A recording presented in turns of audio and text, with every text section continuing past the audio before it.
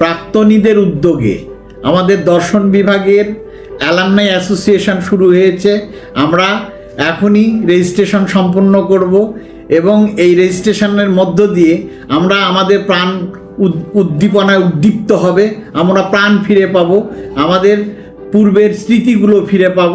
আমরা সবাই অংশগ্রহণ করি এই জন্যই যে আমরা পূর্বে যে স্মৃতিচারণগুলো করেছি দর্শন বিভাগে পড়াকালীন সময় আজিজুল হক কলেজে, সেগুলো আমাদের মনে পড়বে। আমাদের প্রাক্তনীদের সাথে দেখা হবে, নবীনদের সাথে দেখা হবে। আমরা সানন্দে এই উৎসব বরণ করব। আজ থেকে রেজিস্ট্রেশন শুরু হয়েছে প্রাক্তনীদের উদ্যোগে, আমরা সেটা সফল করব।